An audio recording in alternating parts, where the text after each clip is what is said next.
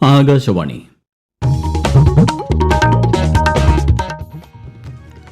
നമസ്കാരം. പ്രാദേശിക വാർത്തകൾ വായിക്കുന്നത് ഗോപകുമാർ.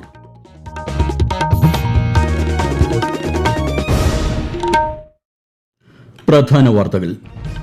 ത്രിരാഷ്ട്ര പര്യടനത്തിന്റെ ഭാഗമായി ന്യൂസിലൻഡിലെത്തിയ പ്രധാനമന്ത്രി നരേന്ദ്രമോദിക്ക് ഊഷ്മള വരവേൽപ്പ്. ഓപ്പറേഷൻ തൂഫാന് 5 ദക്ഷിണേന്ത്യൻ സംസ്ഥാനങ്ങൾ പൂർണ്ണ പിന്തുണ ഉറപ്പു നൽകിയതായി ആഭ്യന്തരമന്ത്രി രമേശ് ചെന്നിത്തല. ദക്ഷിണേന്ത്യൻ സംസ്ഥാനങ്ങളിലെ ഡിജിപിമാരുടെ യോഗം ഇന്ന് തിരുവനന്തപുരത്ത് ചേർന്നു. വയനാട് കള്ളാടി മണ്ണിടിച്ചിൽ പ്രദേശത്ത് തിരച്ചിൽ ഇന്നും തുടർന്നു. ഇനി കണ്ടെത്താനുള്ളത് ഒരാളെ കൂടി. കശുവണ്ടി മേഖലയിലെ പ്രതിസന്ധിയിൽ ഇടപെടൽ ആവശ്യപ്പെട്ട് കേന്ദ്ര ധനമന്ത്രി നിർമ്മല സീതാരാമന് നിവേദനം സമർപ്പിച്ച് മന്ത്രി ഷിബു ബേബി ജോൺ. സംസ്ഥാനത്ത് ശക്തമായ മഴ തുടരുന്നു. എല്ലാ ജില്ലകളിലും ഇന്ന് മഞ്ഞ ജാഗ്രത. കേരളം, കർണാടക, ലക്ഷദ്വീപ് തീരങ്ങളിൽ മത്സ്യബന്ധനത്തിന് വിലക്ക്. ഫിഫ ലോകകപ്പ് ഫുട്ബോൾ 2ാം ക്വാർട്ടർ ഫൈനലിൽ ഇന്ന് സ്പെയിൻ ബെൽജിയത്തെ നേരിടും. വാർത്തകൾ വിശദമായി. ത്രിരാഷ്ട്ര പര്യടനം തുടരുന്ന പ്രധാനമന്ത്രി നരേന്ദ്രമോദി ഇന്ന് ന്യൂസിലൻഡിലെ ഓക്ലൻഡിലെത്തി. ന്യൂസിലൻഡ് പ്രധാനമന്ത്രി ക്രിസ്റ്റഫർ ലക്സന്റെ നേതൃത്വത്തിൽ ഊഷ്മളമായ വരവേൽപ്പാണ് അദ്ദേഹത്തിന് ലഭിച്ചത്. ക്രിസ്റ്റഫർ ലക്സനുമായി നടത്തുന്ന കൂടിക്കാഴ്ചയിൽ വ്യാപാരം, വാണിജ്യം, പ്രതിരോധം തുടങ്ങിയ മേഖലകളിൽ ഇരു രാജ്യങ്ങളും കൈവരിച്ച നേട്ടങ്ങൾ നേതാക്കൾ അവലോകനം ചെയ്യും. ബിസിനസ്, കായിക മേഖലകളിലെ പ്രമുഖരുമായും ശ്രീ മോദി കൂടിക്കാഴ്ച നടത്തും. ന്യൂസിലൻഡിലെ ഇന്ത്യൻ സമൂഹത്തെയും അദ്ദേഹം അഭിസംബോധന ചെയ്യും. ഓസ്ട്രേലിയ സന്ദർശനം വിജയകരമായി പൂർത്തിയാക്കിയാണ് പ്രധാനമന്ത്രി ന്യൂസിലൻഡിലെത്തിയത്. ഇരു രാജ്യങ്ങൾക്കുമിടയിലെ സഹകരണം പുതിയ മേഖലകളിലേക്ക് വ്യാപിപ്പിക്കാൻ സന്ദർശനം സഹായിച്ചതായി പ്രധാനമന്ത്രി പറഞ്ഞു. കേന്ദ്ര ഏജൻസികളെയും ദക്ഷിണേന്ത്യൻ സംസ്ഥാനങ്ങളിലെ പോലീസ് സേനകളെയും കോർത്തിണക്കി ഓപ്പറേഷൻ തൂഫാന്റെ 2ാം ഘട്ടം നടപ്പാക്കി കേരളത്തെ പൂർണ്ണമായും ലഹരി മുക്തമാക്കാനാണ് സർക്കാർ ലക്ഷ്യമിടുന്നതെന്ന് ആഭ്യന്തരമന്ത്രി രമേശ് ചെന്നിത്തല. 5 സംസ്ഥാനങ്ങൾ തൂഫാന് പൂർണ്ണ പിന്തുണ വാഗ്ദാനം ചെയ്തതായും തിരുവനന്തപുരത്ത് നടന്ന ദക്ഷിണേന്ത്യൻ സംസ്ഥാനങ്ങളിലെ ഡിജിപിമാരുടെ യോഗത്തിന് ശേഷം അദ്ദേഹം മാധ്യമങ്ങളോട് പറഞ്ഞു. മറ്റ് സംസ്ഥാനങ്ങളിലും ഇതിന്റെ ഭാഗമായി സംയുക്ത ഓപ്പറേഷൻ നടത്തുമെന്ന് മന്ത്രി അറിയിച്ചു. കേന്ദ്ര ഏജൻസികളും ഇന്ത്യയുടെ തെക്കൻ സംസ്ഥാനങ്ങളിലെ പോലീസ് മേധാവികളും ചേർന്നുള്ള ഒരു വലിയ ഓപ്പറേഷൻ ആയിരിക്കും. കേരളം പരിപൂർണമായും ഒരു ഡ്രഗ് ഫ്രീ സ്റ്റേറ്റ് ആക്കി മാറ്റാനുള്ള നടപടിയുമായിട്ടാണ് ഓപ്പറേഷൻ തുഫാൻ അടുത്ത ഘട്ടം മുന്നോട്ട് പോകുന്നത്. അതുപോലെ നമ്മൾ ഈ ഓപ്പറേഷൻ തുഫാൻ ശക്തിപ്പെടുത്തിയതോടുകൂടി ഈ ഡ്രഗ് പെഡലേഴ്സ് പുതിയ മാർഗങ്ങൾ കണ്ടെത്തുകയാണ്. ആ മാർഗങ്ങൾ എന്താണെന്ന് കണ്ട് നമ്മളും അതിനനുസരിച്ചുള്ള രീതികൾ അഡോപ്റ്റ് ചെയ്യാനാണ് ഇന്ന് തീരുമാനിച്ചിട്ടുള്ളത്. തമിഴ്നാട്, കർണാടക, പുതുച്ചേരി ഡിജിപിമാരും കസ്റ്റംസ്, നർക്കോട്ടിക് കൺട്രോൾ ബ്യൂറോ തുടങ്ങി വിവിധ കേന്ദ്ര ഏജൻസികളിലെ ഉന്നത ഉദ്യോഗസ്ഥരും യോഗത്തിൽ പങ്കെടുത്തു. വയനാട് മേപ്പാടി കള്ളാടി മണ്ണിടിച്ചിലിൽ കാണാതായ ഒരാൾക്കായുള്ള തെരച്ചിൽ പുരോഗമിക്കുന്നു. ഹിമാചൽ സ്വദേശി വിക്രം റാണയ്ക്കായുള്ള തെരച്ചിലാണ് മീനാക്ഷിപ്പുഴയിൽ പുരോഗമിക്കുന്നത്. ഇന്ന് രാവിലെയോടെ ഒരാളുടെ മൃതദേഹം കണ്ടെത്തിയിരുന്നു. കൂടുതൽ വിവരങ്ങളുമായി ആകാശവാണി വയനാട് ജില്ലാ പ്രതിനിധി അരുൺ വിൻസെന്റ്.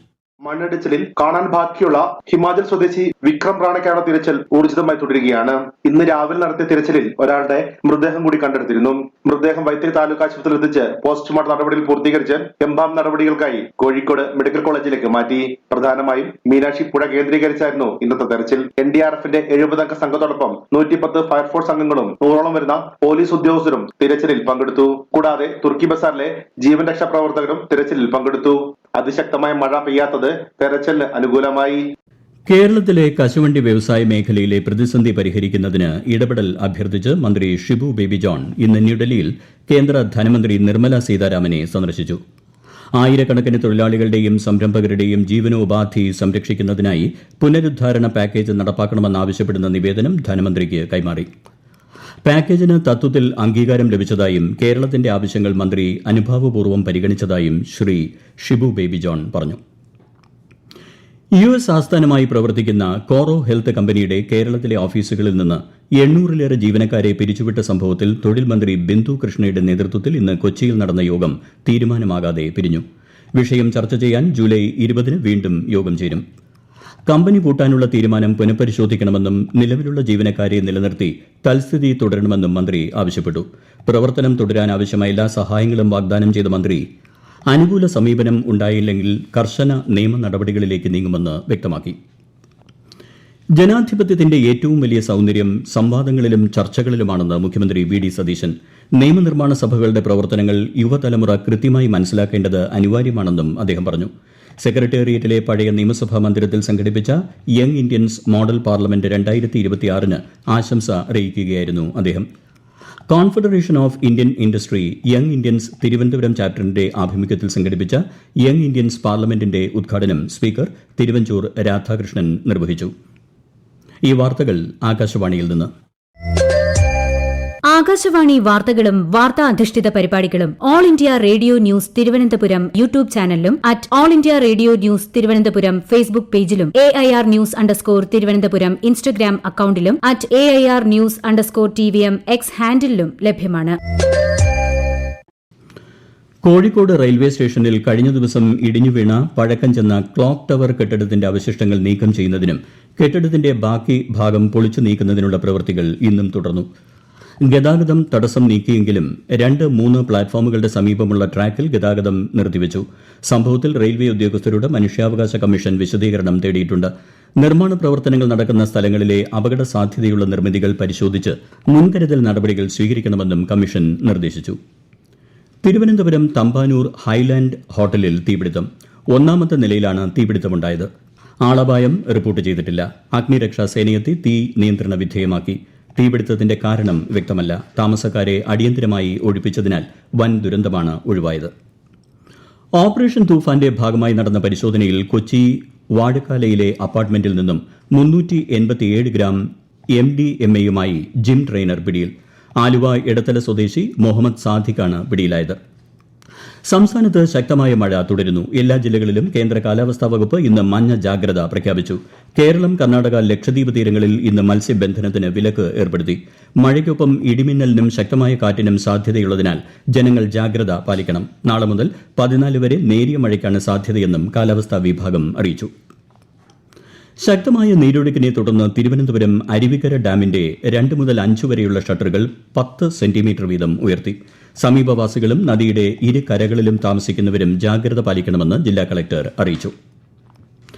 തൃശൂർ പൂമല ഡാമിലെ ജലവിതാനം ഉയരുന്ന സാഹചര്യത്തിൽ ഡാമിന്റെ ഷട്ടറുകൾ ഇന്ന് ഉച്ചയോടെ തുറന്നു.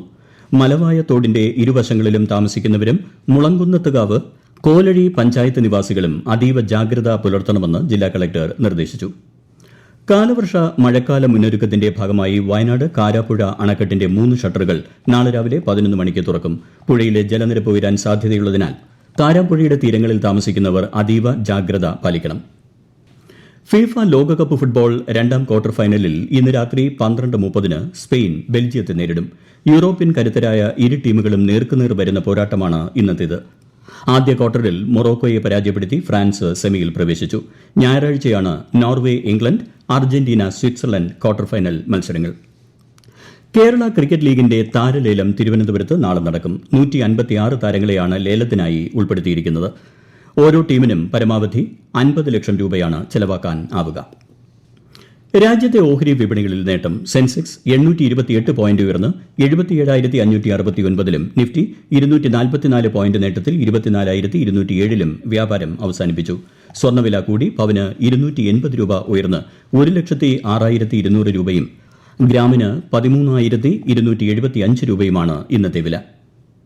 കണ്ണൂർ പയ്യന്നൂരിലെ സ്വകാര്യ ആശുപത്രിയിൽ അനസ്തേഷ്യ നൽകുന്നതിൽ പിഴവ് സംഭവിച്ച് ഗുരുതരാവസ്ഥയിലായ കുട്ടിയുടെ ആരോഗ്യനില മാറ്റമില്ലാതെ തുടരുന്നു. സംഭവത്തിൽ പയ്യന്നൂർ പോലീസ് കേസെടുത്ത് അന്വേഷണം ആരംഭിച്ചു.